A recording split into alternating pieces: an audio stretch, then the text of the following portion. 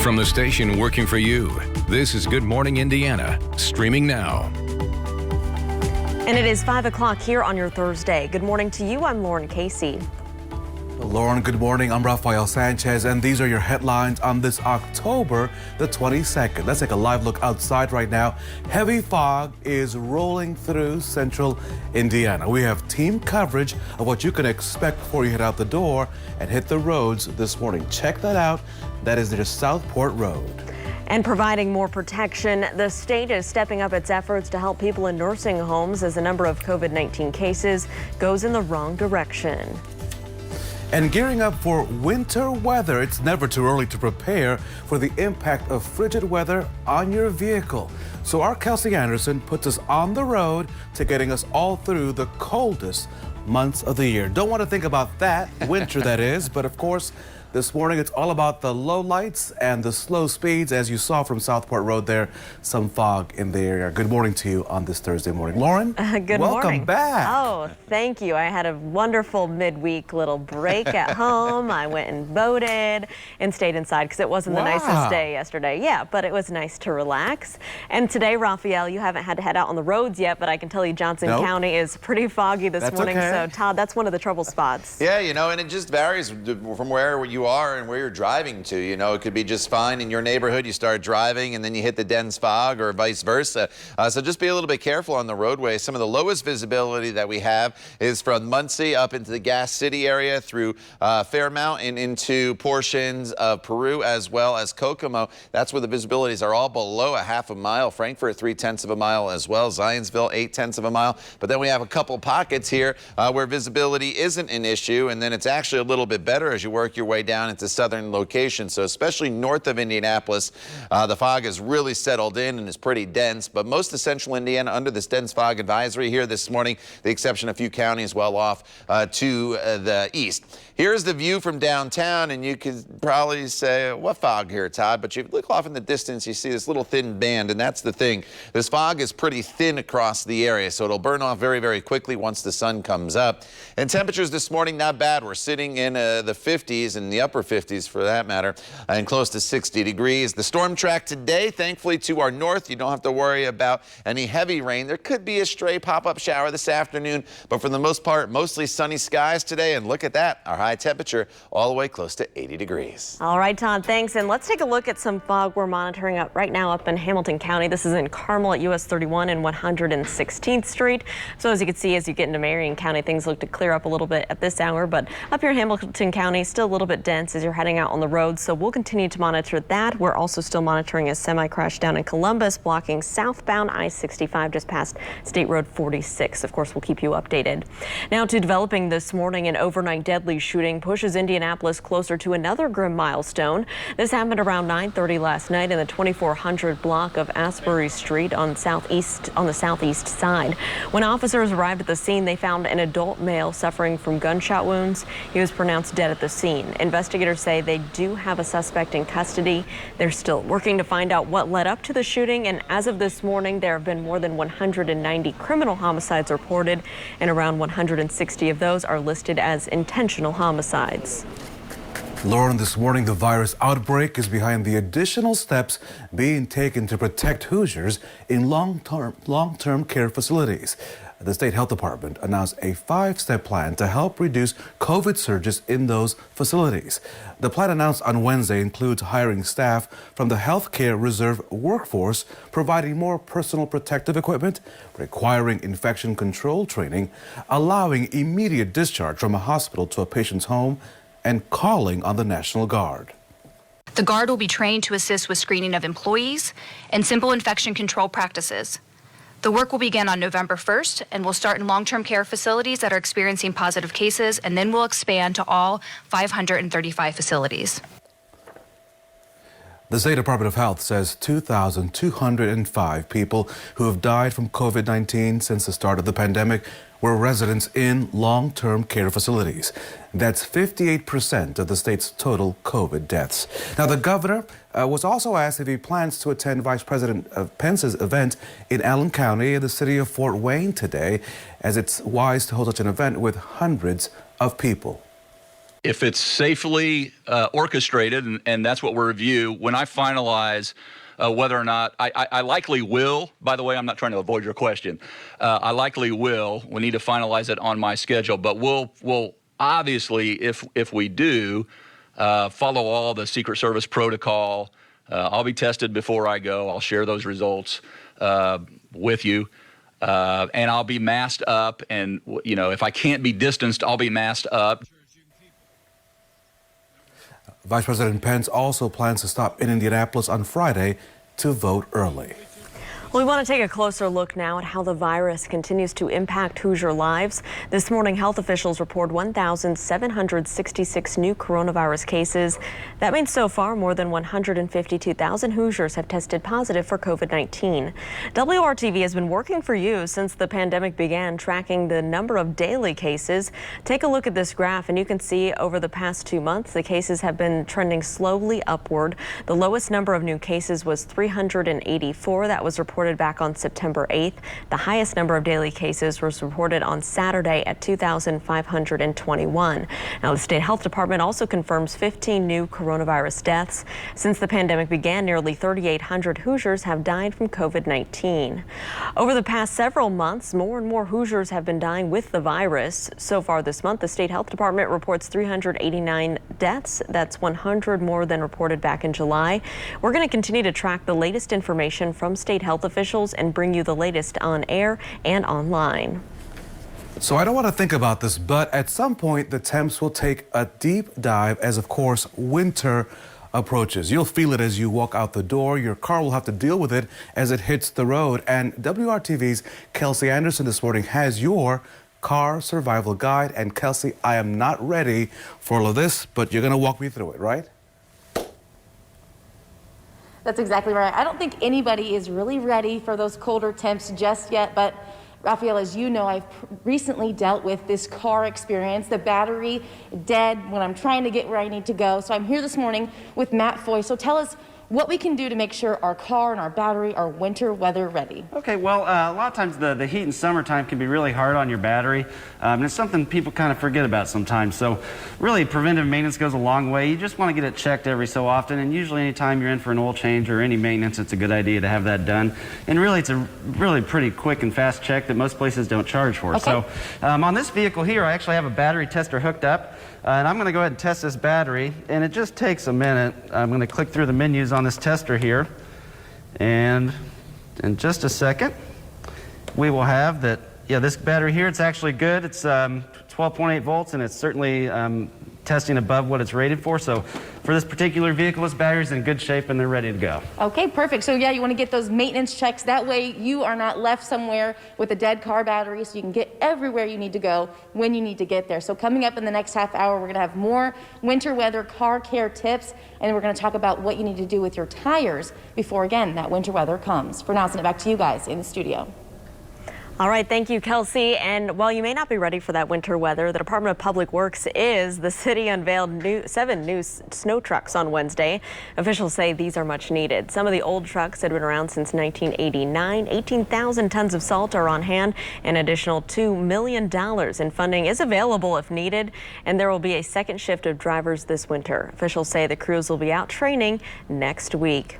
Right now, it's not snow we're dealing with on the roads. It's some patchy fog. So, Todd, what do people need to know? Yeah, we have 2 weather headlines today. This morning, it is the patchy, dense fog. Later on this afternoon, it is going to be the warmth. It's definitely not going to feel like fall or winter for that matter here across the area, more of a summer-like temperature. But notice these visibilities, and I know you see a lot of numbers on here, and they may be a little hard to decipher, but you really just got to pick out the ones with the decimal point only and the number behind the decimal point, and that's where visibilities are the lowest. A big pocket here to the north from Flora over into the Peru area and Kokomo. Visibility not as bad as you work your way to the south, but obviously just be very careful as you get on the roadways and also as the kids walk out the door and walk to the bus stop with this patchy fog that will be in some of your neighborhoods. 59 degrees as the kids head off to school. Maybe a light jacket, but no jacket needed later on this afternoon as skies will be partly to mostly sunny and temperatures will be in the upper 70s to right around 80 degrees. Todd, thank you. With less than 2 weeks to go until Election Day, U.S. intelligence officials say foreign powers are trying to intimidate voters. why the FBI says you should still have confidence in the democratic process. You're watching Good Morning Indiana on this Thursday, right here on WRTV.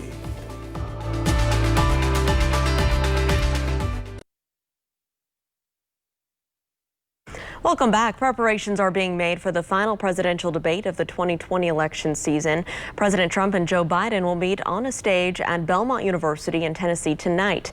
COVID-19 safety measures are being put into place. That means everyone taking part in this event has to test negative for COVID-19. Temperature checks will also be required for anyone entering the debate area. The Nashville Public Health Department says even though the city is dealing with a recent increase in COVID cases, they're confident the protocols put into place will keep people safe. You can watch tonight's debate right here on WRTV. Coverage starts at 8 o'clock.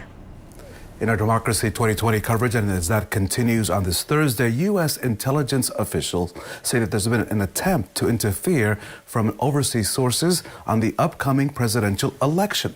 Wednesday, the director of the National Intelligence Agency, John Ratcliffe, said that Russia and Iran have gotten a hold of some U.S. voter registration information. Officials say that Iran has sent spoofed emails meant to intimidate voters and inflame social tensions. And that includes distributing a video that implies people can cast fake ballots even from overseas. Now, despite this discovery, FBI Director Christopher Wray says voters should remain confident in the political process. You should be confident that your vote counts. Early, unverified claims to the contrary should be viewed with a healthy dose of skepticism. As always, the men and women of the FBI remain committed to protecting the American people, our democracy, and the integrity of our elections. We are not going to let our guard down. The White House also released a statement saying President Trump has directed federal authorities to proactively monitor and thwart any attempts to interfere in U.S. elections. House Speaker Nancy Pelosi and House Intelligence Committee Chairman Adam Schiff put out a joint statement that denounced voter intimidation or interference efforts. And new this morning, Google says that Gmail users were sent approximately 25,000 emails targeting the election. The company says automated spam filters stopped 90% of those emails. Google also says it removed one video file on Drive and one video on YouTube with fewer than 30 views and terminated the associated Google accounts. In a statement, the company says, quote, "We refer the matter to the FBI and we will continue to work with law enforcement and others in the industry to identify and remove any related content," end quote. It is 5:16. The Senate Judiciary Committee is set to approve the Supreme Court nomination of Judge Amy Coney Barrett today. Democrats say they plan to boycott the vote. Their empty seats will be filled with photos of people impacted by the Affordable Care Act. During her confirmation hearing, Barrett declined to discuss several issues like Affordable Care Act, voting, and abortion rights. A final vote on Barrett's nomination could come on Monday. If she makes it to the High Court, Barrett would give the Supreme Court a conservative majority. So, Lauren, in a historic move, Pope Francis has voiced his support for civil unions for same-sex couples. Now, these remarks were made in a documentary film called Francesco. In it, the Pope reportedly says that homosexual people have a right to be in a family. They're children of God and have a right to a family, end quote. Now, we spoke to local attorney Kathleen Delaney for a guidance counselor at a Roncalli High School and a teacher at Cathedral High School. Now, both are suing the Archdiocese of Indianapolis after losing their jobs because of their marriages. Delaney called the declaration encouraging and says she hopes the Archbishop of Indianapolis will reconsider his position. It's very reassuring and also encouraging to my clients and to our law firm as well that the position that we've taken from the beginning has been validated by the leader of the Catholic Church. We hope that this will cause the Archbishop to reconsider his very concerted campaign going after members of the gay Catholic community. And we hope that he'll seek to make amends with our clients who were wrongfully terminated because of who they are and to whom they're married. To put in perspective, the Pope's comments refers only to civil unions, not marriages. A spokesperson for the Archdiocese of Indianapolis says they cannot comment until the Vatican releases a statement.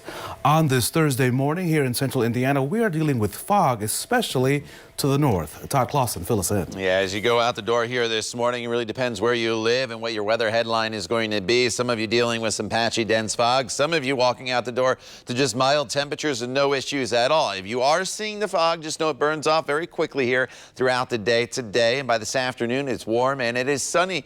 And it's going to be a temperature that's going to be very close to 80 degrees for your high. And then as we get into the evening hours, we're looking at very pleasant conditions as well. Before I throw the numbers on, I'll just show you the visibility maps, and where you see this gray contour, that's where the visibility is the lowest. We have a couple pockets here of clearer skies. To the north, visibility down below 1 mile from Peru down into Kokomo, even into Tipton, so be very careful there on US 31, even a little bit thicker here across parts of Grant County, Marion to Gas City, and then eventually down towards the Muncie area. And as we slide to the south, visibility is reduced a little bit, but not quite as low as they are across the northern locations. So just easy does it on the roadways here this morning, especially as the kids start walking the sidewalks and the streets to get to the bus stops here this morning.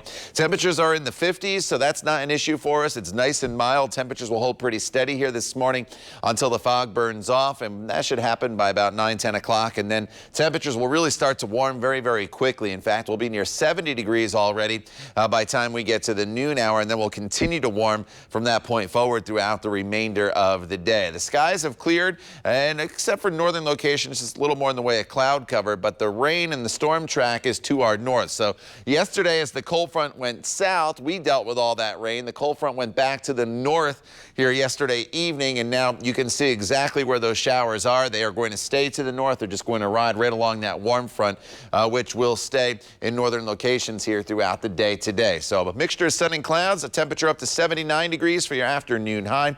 Tomorrow, we are looking at another mild day as temperatures climb up into the 70s pretty early in the afternoon.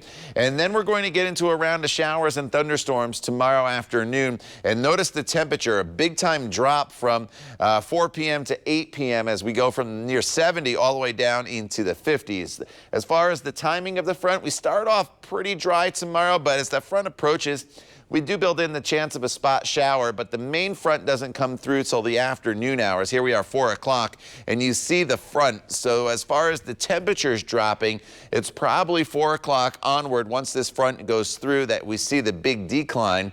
And as far as the strength of the storms, there could be 1 or 2 storms that are strong to maybe possibly severe, but we're not expecting any widespread severe weather. But look at what it does to the temperatures. This weekend, temperatures will be only in the mid-50s for your afternoon highs. Saturday will be dry. Sunday, we bring rain chances back into the forecast, then maintain rain chances Monday, Tuesday, and Wednesday of next week with temperatures only in the 50s. So take advantage, especially today and the first half of tomorrow with the dry conditions and the warm weather. Lauren? All right, Todd, thanks so much. Let's take a look at traffic this morning. Still monitoring southbound I-65 closure down near the Columbus area. These are photos from Indiana State Troopers there at the scene. Multiple vehicles involved in this crash, as well as an overturned semi. Some minor injuries reported, and the southbound lanes are shut down at this hour. So let's take a look at the map and show you exactly where this is at. It's just south of State Road 46 there in Columbus, where we have that interstate closure. So if you're traveling southbound through southern Indiana this morning, you'll need to get off the interstate at State Road 46. That's the exit to Columbus. You can take that eastbound and then reconnect at US 31. That runs sort of alongside the interstate, and then they come back together farther south. So that would be a great detour. It won't slow you down too much this morning. And of course, we'll let you know when the lanes reopen. So Santa Claus may not be coming to town this year, but you can still schedule a visit. We'll tell you how coming up after the break. Stick around.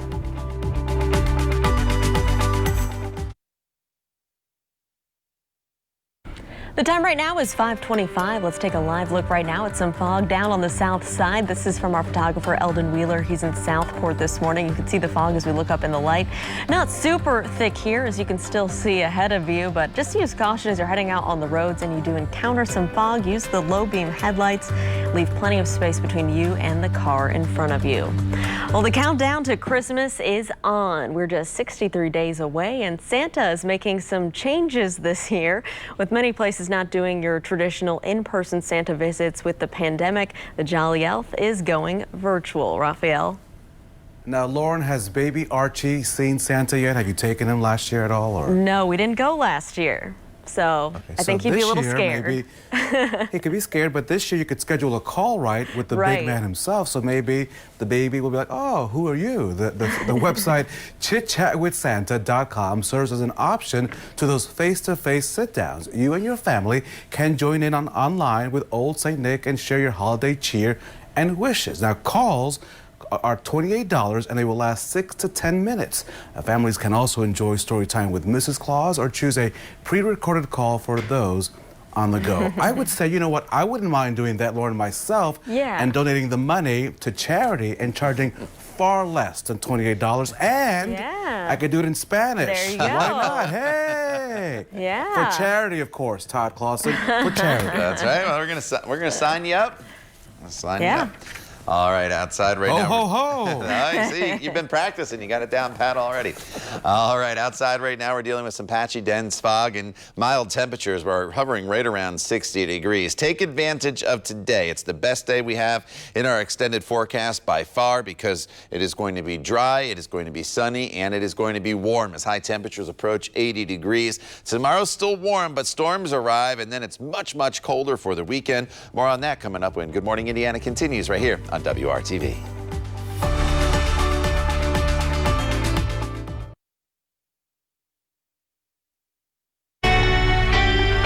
From the station working for you, this is Good Morning Indiana, streaming now. And we are starting out with fog this morning for our Thursday. A live look from our camera here on top of the Salesforce Tower in downtown Indianapolis. This looks like this could be our live camera in Southport Road as well. So we will continue to keep you updated as we are monitoring the fog all over central Indiana this morning. And we want to thank you for waking up with our team here on Good Morning Indiana. I'm Lauren Casey. Lauren, good morning to you. I'm Rafael Sanchez here in Johnson County. And I remember when I used to drive into Indianapolis, if I couldn't see the Salesforce Tower because of the fog, then I knew there was a problem. So usually on these days, it's kind of difficult when you're driving, so please slow down. Our Todd Clausen has a great forecast of once we get beyond the fog, right, Todd? Yeah, that is the good news. The weather headline is this patchy, dense fog, but once we get into the afternoon hours, the fog will be a distant memory, and we will enjoy a beautiful day. So the weather headline this morning is the fog, but we could probably kind of change that headline to the warmth that'll be building in later on this afternoon. You look here in downtown Indianapolis, and the visibility's not reduced all that much. You can see a little bit of patchy fog out there, but it's a lot worse to the north than it is in southern locations or here in the metro area. As far as temperatures go, not bad this morning. We're sitting in the 50s, 59 in Indy, 57 in Bloomington, 59 is the current temperature in Lafayette. As far as rain goes, the main storm track will be to our north. Can't rule out the chance of maybe a spot shower that flares up during the peak heating of the day, as there'll be some humidity around today as well as that warmth really starts to build in. But overall, today is by far, it's not even close, the best day of the week. So take advantage of it and get out there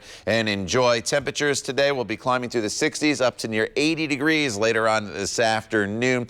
As far as storm chances, there's better chances tomorrow. More on that coming up, Lauren, in just a few minutes. Todd, thanks. And let's take a look at the fog now up in Hamilton County. Good morning to you in Carmel. This is what it looks like here along US 31 near 116th Street. You can see traffic is still getting by just fine. It's not very busy up this way. We'll continue to keep our eyes on the fog, as well as a crash on I-65 closing southbound lanes in the Columbus area. You'll take US 31 as your detour. Raphael?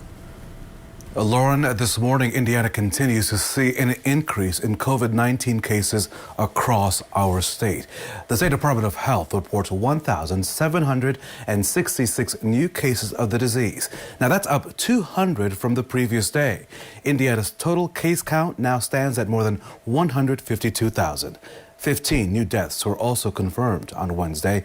3,790 Hoosiers have died with the virus since the pandemic began. And the State Department of Health also nearly doubled the number of counties designated as high-risk locations for the spread of COVID-19. 4 counties are now in red, meaning that they have a positivity rate of 15% or greater. Now, they include Dearborn, Ohio, Posey, and Vermilion counties. Well, despite the rising number of cases, Governor Eric Holcomb says that the state will remain at stage 5. Holcomb addressed the possibility of restrictions in a press conference yesterday. He says he doesn't have any plans of doing that because now we have the testing, the contact tracing, PPE, and other resources that we didn't have when the virus began here. We know how to fight back. We know we can control what we can control. And that has to do with distancing, that has to do with masking up, that has to do with good hygiene, all those best practices. So we know in stage 5, and by the way, we have proof it works. Look at our schools. And so, you know, do you want us not to be back in school? Do you want to go back? Because we're proving, as are other states, that this is not originating in our schools. Why? Because they are enforcing best practices. Well, Governor Holcomb also announced plans to give more support to long-term care facilities, including using the National Guard. We have more on those efforts coming up in the next half hour. Today is the deadline to request your absentee ballot. And this morning, WRTV Investigates Kara Kenny is looking into why some ballots are delayed and what you should do if your ballot does not arrive on time. The Postal Service recommends you allow yourself 2 weeks to receive your absentee ballot and another 2 weeks to return your ballot. However, some voters in central Indiana feel like they're running out of time. Ellen Hodge checks the mailbox every day looking for her absentee ballot to arrive. So it's just kind of scary not knowing if our vote is going to count. In Indiana, you can vote absentee by mail for specific reasons like having to work or health issues. And I'm immunosuppressed, so being in a long line with a lot of people is not the ideal way for me to vote. Records show Marion County mailed Ellen and her husband their ballots on September 19th, more than a month ago. The clock is ticking, so even if we got it, you know, would we really have enough time for it to get back, seeing as how it took so long to get here? They're getting worried because absentee ballots must be received by noon on Election Day to count. The reason for calling you all is we don't know how many other people are in this same situation. Linda Stegner in Speedway is in the same situation. The absentee ballot has not arrived. I've contacted them 6 times. And when all else fails, you call Channel 6. Linda and her husband requested ballots the last week of September. Her husband got his and already voted by mail. And right now, it seems like I'm pretty much being denied my right to vote this year. WRTV Investigates checked with the Marion County Clerk's office, who told us Linda's ballot was mailed out on October 1st. We reached out to the U.S. Postal Service, who told us the Greater Indiana District is not aware of any widespread delays and is processing all ballots for delivery as they are provided.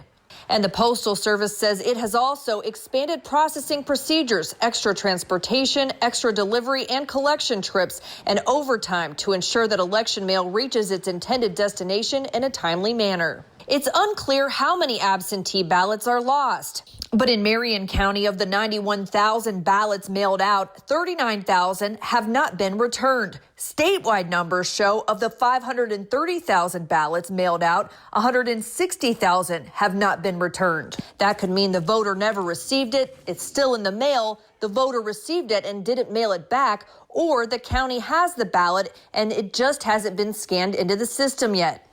So what can you do if you haven't received yours, like Linda, Ellen, and Mike? You can vote in person during early voting or on Election Day. Poll workers should give you an affidavit to sign. You can also send an ABS 5 form to the election board to have your ballot reissued. Still, the delays are leaving voters with concerns and questions as November 3rd nears. Oh, I will, because I want my vote to count. And if my candidate loses by 1 vote, I don't want it to be my vote. If you haven't received your absentee ballot, you can go to our website, WRTV.com, and our app for resources on what you can do. Working for you, Kara Kenny, WRTV. Kara, thank you. Again, today is the deadline to apply for your absentee ballot. And remember, you can mail it or drop it off personally at your local county election board office. You can also drop it off at select early voting locations you see listed right here on your screen. Raphael, it is 5:38. Vice President Mike Pence will be in Fort Wayne this afternoon to hold a campaign rally. With less than 2 weeks before the election, the Pence's home state is the latest for him on the campaign trail. Governor Eric Holcomb says he'll likely attend this event and adhere to social distancing guidelines. Following the rally, Pence will travel here to Indianapolis. He and Second Lady Karen Pence will cast their ballots by early voting tomorrow. And tonight, President Donald Trump and Democratic candidate Joe Biden will meet for a final debate. After some rule changes, each nominee will now be muted while the other delivers his 2-minute remarks. That's meant to reduce the interruptions that we saw in the first debate. Tonight's event will be moderated by Kristen Welker of NBC at Belmont University in Nashville. The topics will include the pandemic, climate change, and national security. And we have live coverage of the debate tonight. It begins at 8 o'clock right here on WRTV. And a reminder, WRTV.com/election 2020 has everything you need to know leading up to Election Day. A big good morning to Lebanon, Muncie, and Edinburgh. And as the temperatures will soon take a deep dive as, of course, winter, will approach. And you'll feel it as you walk outside the door. Your vehicle will deal with it as you head into work. And this morning, WRTV's Kelsey Anderson has your ultimate car survival guide. In fact, Kelsey is now the official mechanic for the GMI team. Kelsey, good morning.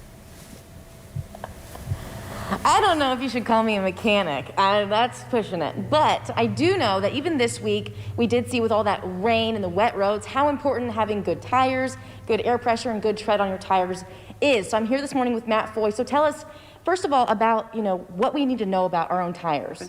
Well, it's really important to make sure your tires are properly inflated, and like you mentioned, that the tire tread depth is in good shape. So proper inflation is really important just for the overall safety of your vehicle. So what we're going to do, I'll show you. On this vehicle, a lot of times people will want to look at the side of the tire to figure out how much pressure is supposed to go in there. But what you actually want to do on your vehicle, there should be a tag here right inside the door that's going to show you exactly how much pressure is supposed to be in your tire, in addition to the proper tire size for that vehicle. So on this vehicle here, it looks like we need 33 PSI in the front tires. So we're going to check it real quick, and all we really need to do, we'll take the cap off here and get our gauge, and we're going to check these. And this tire right now is right at 33 almost, so we're in good shape there. Okay, and so then there's also a way to check now the tread with a kind of an easy at-home way. You don't need a special tool or anything like that. Correct, yeah, there is a quick check you can do at home, and just using a penny. What you want to do, you'll stick it in the tread of the tire here, and if you can see the top of Lincoln's head from the side, that means it's time for some new tires. On this vehicle, we're still in good shape, so no need for new tires, but yeah, that's a nice quick check you can do at home. Okay, awesome. Well, thank you. And then on top of our tires this week, our windshield wipers also got a good workout, so we'll have more on what you need to know about your windshield wipers coming into the winter months, coming up at 6 o'clock. Let's send it back to you guys in the studio. All right, thank you there, Kelsey. As you get in your cars here this morning with the warmer temperatures, you're likely not going to have those tire sensors going off with the colder air and the lower air pressure. And instead, you're just going to have to use those low beams this morning, not the high beams, as you encounter a little bit of patchy fog across the area. You notice visibilities across parts of the area reduced, next to nothing in Gas City there, just under a half a mile in Muncie. Visibility is not as bad in southern locations. So throughout the course of the morning hours here, just slow down on the roadways with the patchy fog, but by this afternoon, it turns into an absolutely beautiful day for us with mostly sunny skies. Temperatures climbing into the upper 70s. Some of you, especially in southern locations, will get close to 80 degrees. Tomorrow, we're still warm as we climb into the mid 70s, at least early in the day. And then the cold front goes through, and look what happens with that cold front when it passes through. Temperatures drop really, really quickly heading into Saturday, and then remain well below normal for the weekend. More on your extended forecast coming up in just a few minutes. Todd, thank you so much. A missing Indianapolis mom hasn't been seen now for more than 5 months. Ahead this morning, the latest on the investigation into her disappearance. You're watching WRTV.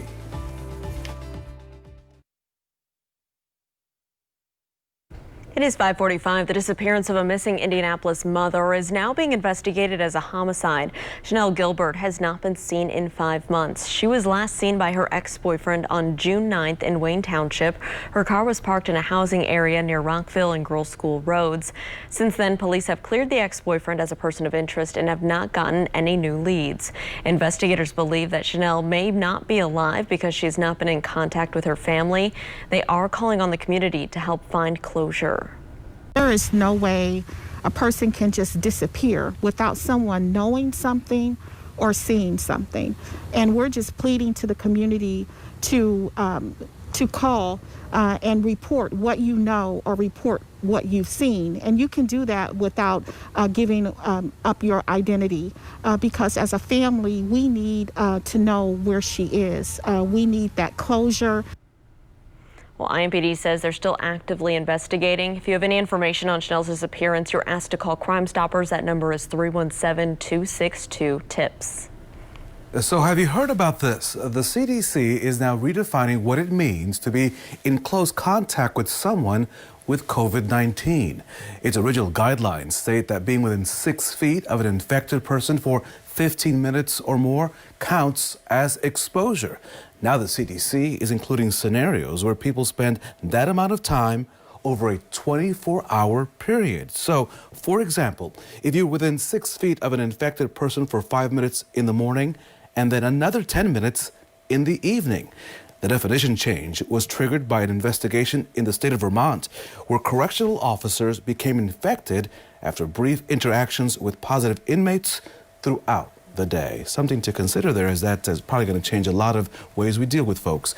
But now on this Thursday morning, let's check on your forecast. And Todd, I can't wait for the fog to lift and for that warmer weather to take over. It'll be beautiful, Raphael. You can get out on your bike there on the Franklin Trail and cross the miles off, get some exercise. I'm planning on heading to the golf course later on this afternoon. Have to take advantage here, especially in mid to late October of these days when you get close to 80 degrees. Here's the visibility map. And before I throw the numbers on here, you can kind of just see the brighter white shades is where the visibilities are the lowest. So that's up in Grant County into portions of Blackford County, Delaware County into Muncie. It's not as bad in and around the metro area or points to the south, but notice these visibilities next to nothing in Gas City. Half mile improved, 4/10 of a mile right now as you work your way into the Muncie area. A little bit better with the exception of Bloomington in southern locales. And here in the metro area, visibility not too much of an issue as you look off towards the west. You know, it's a little thin band here of fog. And so the fog is, while it's dense, it's not very thick. So we're going to be able to burn it off pretty quickly once the sun comes up. But one of the reasons why we have the fog out there, we had all that rainfall, the skies cleared overnight, and the humidity's at 100%. So all good ingredients for fog to develop, and that's what's happened here this morning. And that dense fog advisory is in effect until 9 o'clock here this morning. Temperatures not bad at all. You can go out with maybe just a light jacket. Some of you probably don't even need a jacket with temperatures right around 60 degrees. And we're on the warm side of the front, thankfully, because look what happens as you go to the north. We're in the 40s in Chicago, get to Minneapolis and North Dakota, 20s and 30s. So the cold air is not very far away, and we'll tap into some of that colder air by the weekend. But today we're going up close to 80 degrees with mostly sunny skies this afternoon as we break it down hour by hour for you. You notice already at 72 degrees by the noon hour. The front is right where that rain is to the north. So Chicago into the Kalamazoo, Michigan area, and the snow is back across parts of the Dakotas and into the Minneapolis area where they could see quite a bit of snow today. So if you do have a connecting flight on Delta there through Minneapolis, just be aware of that. As far as rain chances, I can't completely rule out the chance of a renegade stray shower this afternoon just because we'll have some warmth and still a little instability around. But most of you are completely dry here throughout the day today.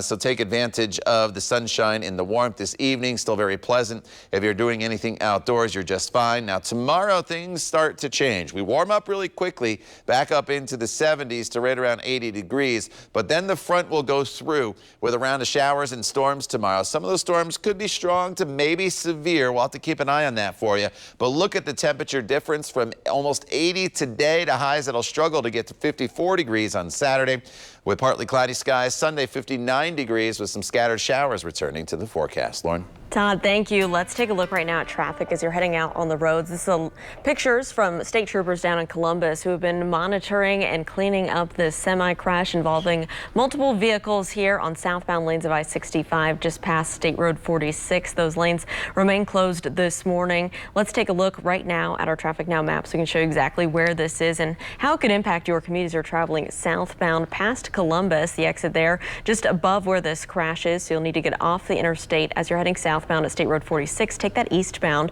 You can connect there with US 31 and take that southbound as your detour this morning. Minor injuries were reported, and we'll continue to check in and let you know when this is clear this morning. Raphael? US 31 will be busy this morning. Lauren, thank you for that update. Hiring Hoosiers is our commitment here at WRTV to connect you to job opportunities every single day. And today, Macy's is holding a national hiring event. They're looking for more than 380 seasonal employees in Indiana for this upcoming holiday season. Now, as a safety precaution, Macy's says they will conduct all of their interviews by phone between 11 a.m. and 7 this evening. You are encouraged to apply online ahead of time. We have a link to that application process on our website, hiringhoosiers.com. Well, a young girl out in California is helping hospital workers during the pandemic, coming up her creative way to help raise money for them. We'll be right back.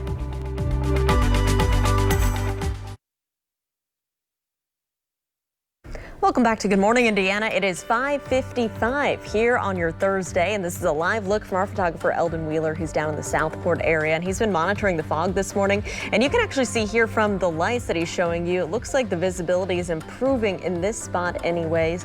Still a little bit foggy out there though, and you may run into some areas of some patchy dense fog, so just be cautious as you're heading out on the roads. Raphael? And Lauren, what's good about that Southport area, it is well lit. So, of course, be careful as you head out this morning. So a 3-year-old girl in Fresno has found a really creative way to help frontline healthcare workers during this pandemic. So check this out. With the help of her artist mom, 3-year-old Emmy has been making paintings to sell to benefit for COVID relief. Her family thought she might be able to raise, maybe, $300, baby? But her artwork has been a hit. And since March, she has raised $4,000 from doing 60 original paintings. On Tuesday, healthcare workers with Fresno's Community Regional Medical Center cheered for the little hero. Her mom explains what inspired her young daughter's amazing charitable effort. We were in quarantine, and I'm a local artist, and we didn't know what to do to keep a 2-year-old at the time entertained. So I put some tape on here, painter's tape, and then she was able to paint around them and just kind of copy mom paint. So we thought we could do that and get some donations for the hospital workers. The local hospital is also exhibiting some of Emmy's custom paintings, many of which are in the category of abstract art. But some have positive imagery like a peace sign, a heart, and a cross. And Lauren Casey, I have seen baby Archie's chalk art on the driveway. I think maybe there's something there for next year. Maybe. For a good cause. Yeah, he is a chalk artist. You could say that. and the good thing is that when it rains, you get a whole new blank canvas, and he can just go out there and start all over once again. So today will be a great day to be outside, whether you have kids or you're just heading out to the golf course or doing a walk through your neighborhood or something by yourself, because it's going to be a beautiful day. Now, there is some patchy dense fog out there this morning that you'll have to contend with, and there is a dense fog advisory that's in effect until 9 o'clock here this morning. But soon as we burn that fog off, we are looking at mostly sunny skies today, a high temperature of 79 degrees, which obviously puts us well above normal. It's probably going to be the warmest day that we have in our forecast for quite a while. So plan ahead, take advantage. We'll show you your 7-day planning forecast coming up in the 6 o'clock hour when Good Morning Indiana continues right here on WRTV.